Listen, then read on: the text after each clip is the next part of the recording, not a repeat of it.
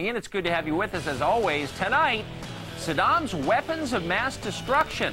Reports that they have finally been found, and you'd think the White House would be shouting that news from the rooftops, considering WMD were, of course, the primary justification for this war. And yet they're not. A Republican member of Congress joins us in a minute to explain why the silence. Also ahead, 7 radical black Muslims arrested in Florida for plotting massive terror bombings in the United States. We'll tell you which landmarks they were allegedly planning to blow up.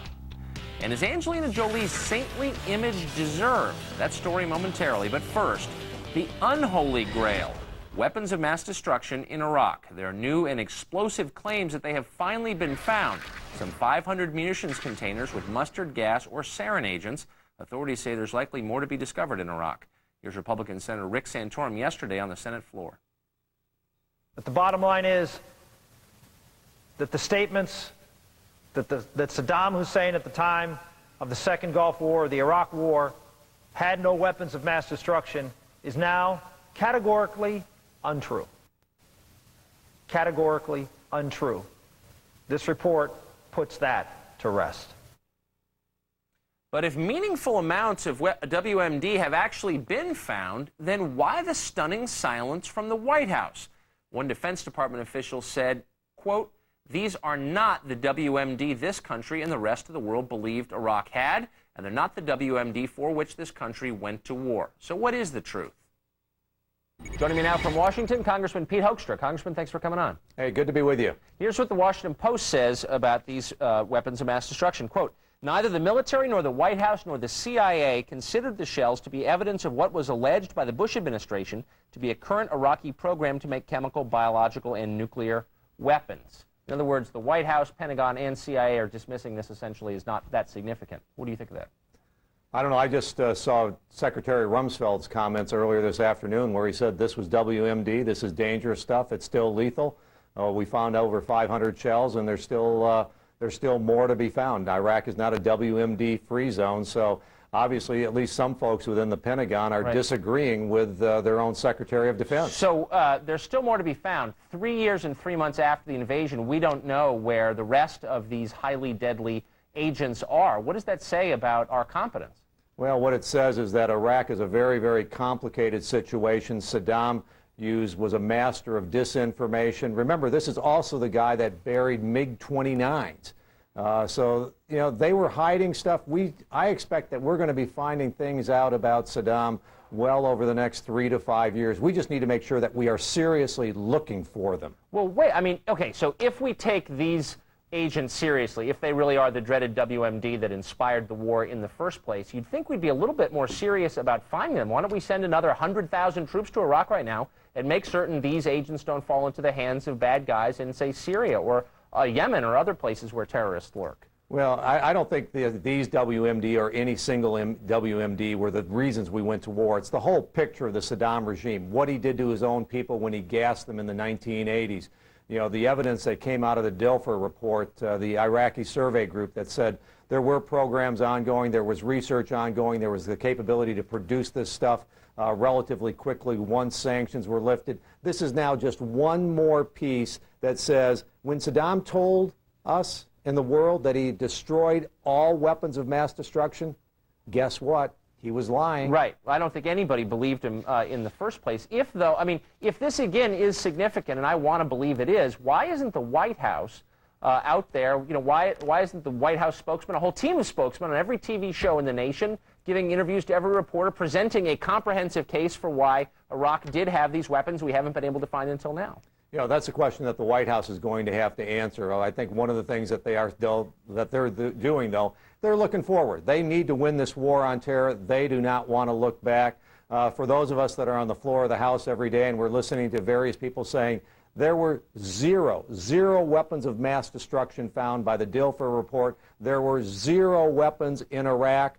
Finding 500, it's not necessarily all that significant to me. I'm not surprised that we found those things, but for people who believe that there were 0 there, I would think 500 is a pretty significant amount. But wait, I mean, the idea that they're looking forward in the past doesn't matter. You know better than anybody, that's just not true. One of the reasons you're having the debate in the House right now is because a lot of people, the majority of the country, are opposed to our presence in Iraq because they don't understand the rationale for being there in the first place. In other words, the rhetorical case for being there not only matters, it's all important. You have to have public opinion on your side. And the White House, have you ever seen a lamer attempt to explain its rationale to the public?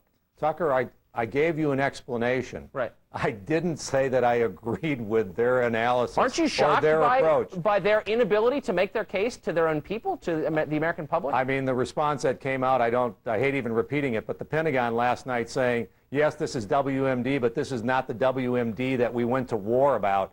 It's kind of like I was dumbfounded by the response. I'm dumbfounded by some of the folks, the things that have come out of the intelligence community saying this is insignificant. If it's insignificant, then release the entire report, which talks about the lethality of these materials, which talks about how many you still think may exist in Iraq and where they are. But no, they will not. It is a lame approach by this administration. It's unbelievable. To put it mildly. You think they go to the trouble to defend their own war. Congressman Pete Hoekstra, thanks a lot for joining us. I appreciate it. Great, thank you.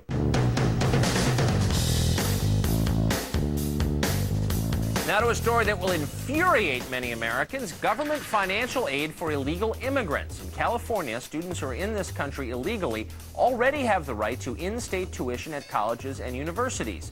Now there's a bill that would also allow them to apply for taxpayer-funded scholarships. My next guest is the sponsor of that measure. State Senator Gil Cedillo joins us tonight from Burbank. Mr. Cedillo, thanks for coming on. Thank you. It's a pleasure to be with you tonight. Thanks. This almost doesn't sound real. The idea that people who are in this country illegally, breaking our law, would receive money to go to school at a time when American citizens feel like there isn't enough funding for them to go to school. What could possibly be the rationale for this idea? The rationale is this. We don't hold children accountable for the acts of their parents.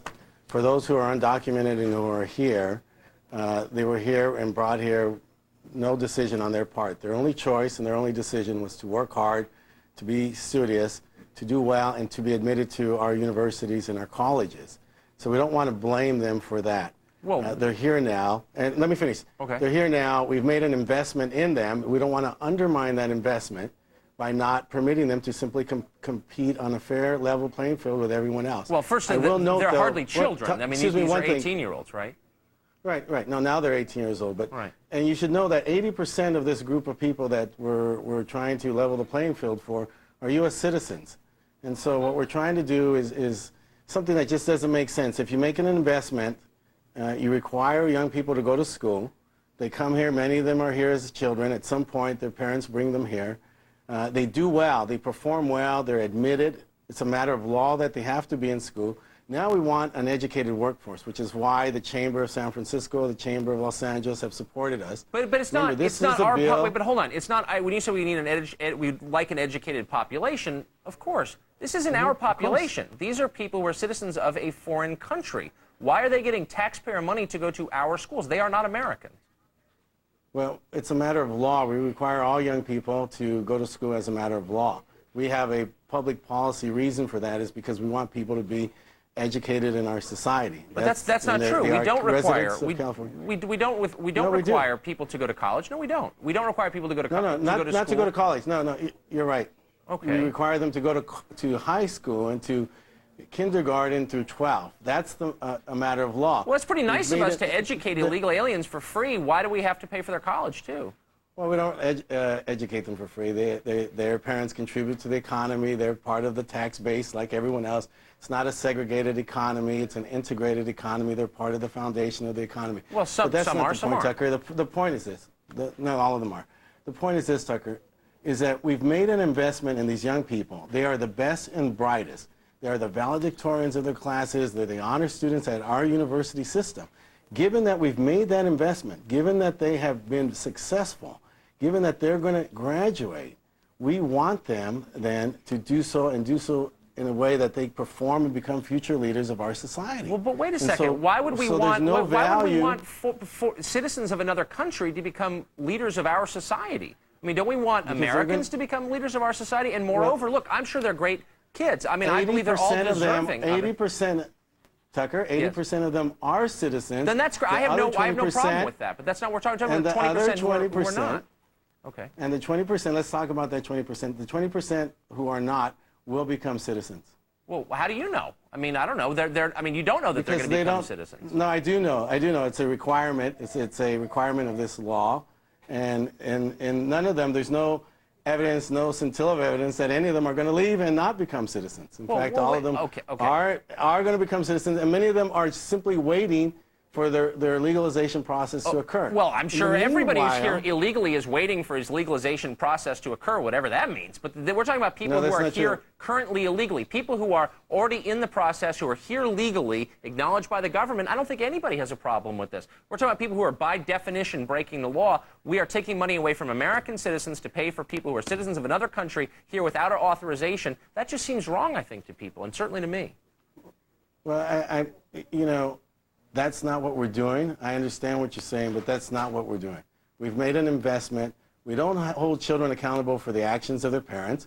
Your parents at one point decided to move. You had no say in that. That's right. The only say that you had was when you got to the community you moved to, you went to that school, you worked hard, you did a good job. You shouldn't be penalized for the actions of your parents. We're not even talking about penalizing them. We're talking about giving people taxpayer money when they shouldn't be here in the first place. That's all I'm saying. I don't think I'm going to convince you, Mr. Cito, but I appreciate your coming on to explain your point of view. I appreciate you, too. Thanks. Okay.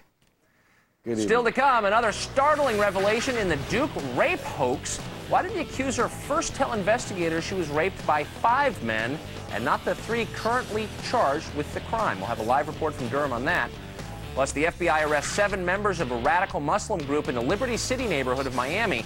Where were they plotting to attack? Late details when the situation returns.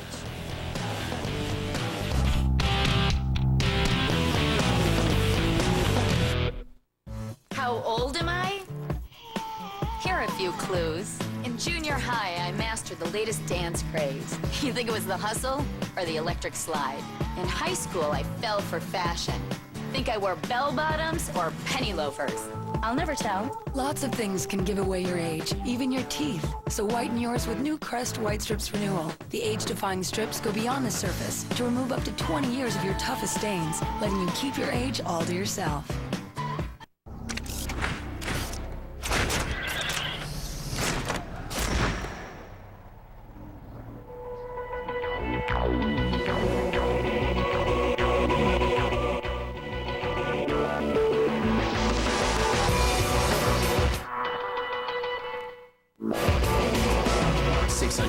Watts, 260 horses, all in perfect harmony. The all-new 2007 Eclipse Spider. Mitsubishi, driven to thrill. Still to come, a Michigan teenager has filed a lawsuit to find the identity of his biological father. Who's he suing? Surprising answer when we come back. Plus, Angelina Jolie is accused of buying her children. Details on that in just a moment. Are you ready for action-packed